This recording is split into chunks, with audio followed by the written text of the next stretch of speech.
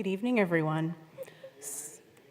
So, I'm a high school teacher, so I appreciate the audience interaction. So I'm a high school teacher, but I'm a bit of a different sort of high school teacher.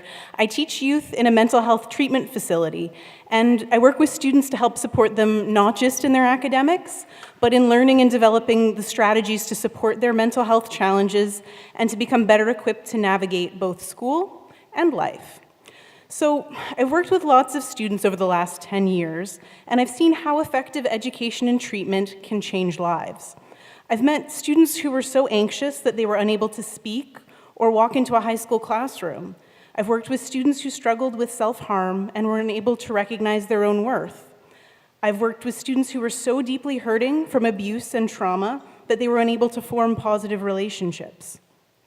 However, with lots of hard work and support, I've seen these same students learn to connect with others again, learn to trust, and be a part of a safe classroom space. And I've seen them grow. Some of them now go to school in their home communities. They play on sports teams. They develop themselves as musicians and as artists. Some of them even advocate publicly for youth mental health now.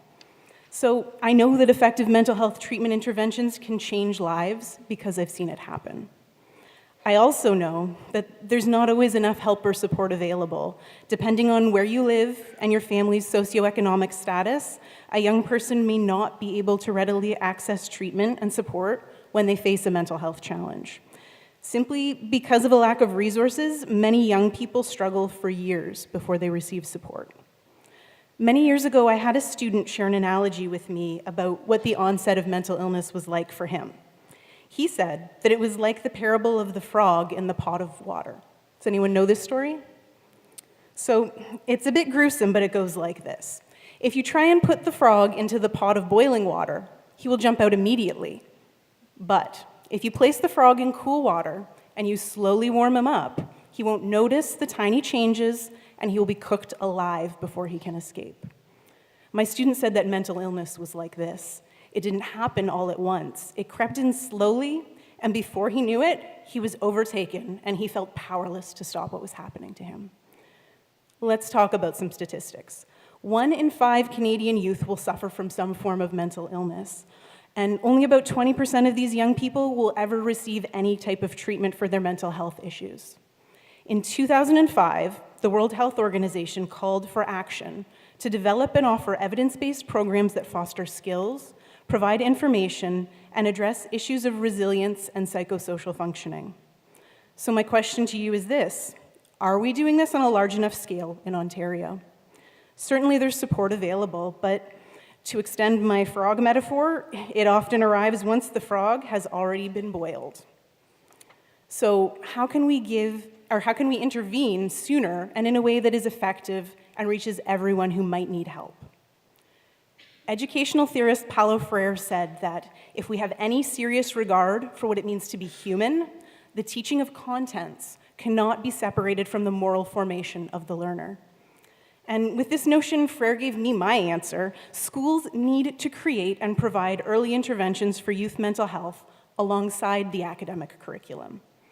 Currently, mental health is not prominently featured in the overall health studies curriculum in Ontario.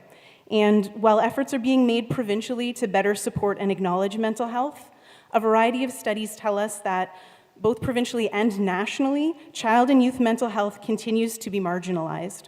Longitudinal evidence suggests that early onset internalizing mental health disorders, like anxiety or depression, can cause sufferers to underachieve academically as children, have impaired occupational functioning as adults, and their poor mental health in Canadian school children poses a significant risk to their academic development and puts them at a greater risk of dropping out of school, of substance abuse, and of suicide.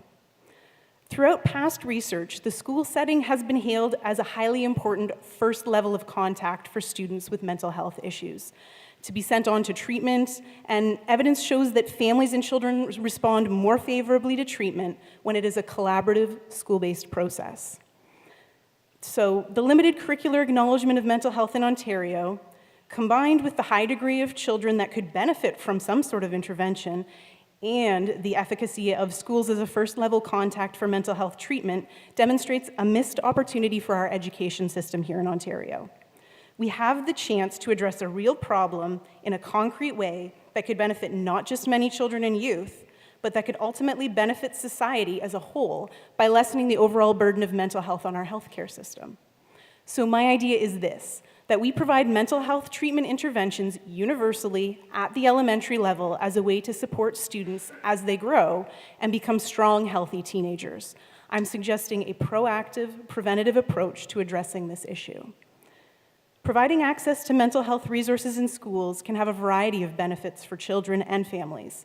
However, we have to consider, can it benefit all students, not just those with a diagnosable disorder? Universal interventions are defined as interventions that are provided to everyone, regardless of an individual risk status. These interventions would not focus on individual treatment, but rather on enhancing general mental health and building resilience in students. The current research suggests that there is a benefit to providing universal interventions, as they can have an impact on multiple problems, even on those difficulties that would never be serious enough to receive a diagnosis, but would still potentially be troubling for the child and could cause issues as they enter adolescence. Furthermore, acquiring resilience and coping skills is useful for all children and families, as these skills are incredibly useful in everyday life. Finally, evidence suggests that children, including those who are at elevated risk, do receive sufficient assistance through participation in universal interventions. Cognitive behavior therapy, or one of its various incarnations such as dialectical behavior therapy, can be a good way to teach students coping skills and resiliency in a universal setting. Cognitive behavior approaches, or CBT, seek to challenge maladaptive internal mental models, while dialectical behavior therapy, or DBT, focuses on developing hands-on skills in areas such as mindfulness, emotion regulation, and distress tolerance. In some small-scale studies, CBT has been used successfully with whole classes to prevent and reduce feelings of anxiety, and it's thought that these approaches help students to expand their decision-making capacity. And at the mental health treatment facility where I teach, we successfully use DBT-informed treatment as a universal model for all of our students. Ideally, this sort of intervention should begin at the early elementary level. The rationale for choosing young students rather than teens is that it will ensure that children have not yet reached puberty and are therefore unlikely to have begun to exhibit the symptoms of a significant mental illness. Studies have shown that preventative interventions that are implemented before the onset of symptoms, when a person's behavior is more malleable, are more effective than treatment programs implemented after the fact. Although some of the children in elementary schools may have behavioral or other emotional problems, they most likely will not have developed yet into full-blown disorders, and thus they may still be open to change and receptive to group CBT or DBT as a universal intervention. School communities are an essential part of the lives of many young people, and they can serve as an ideal venue for providing alternative, proactive approaches to addressing youth mental health. By providing universal instruction in mental health strategies, I believe we could dramatically improve the overall mental health of young people in Ontario and address a growing social concern. It's time to move away from the status quo of seeing schools only as places of academic study, and rather view them as places where the growth of the whole student can be nurtured. Here in Ontario and across our country, I've witnessed the first steps being taken towards improving youth mental health. A variety of groups and events have worked successfully to raise awareness and to start to shut down the stigma of talking openly about mental health issues. I'm very grateful to all of those who have put in that hard work and taken those first steps, because I would not be here talking to you about this issue without them. But now I invite all of you to join me in moving beyond awareness and towards action. Thank you very much.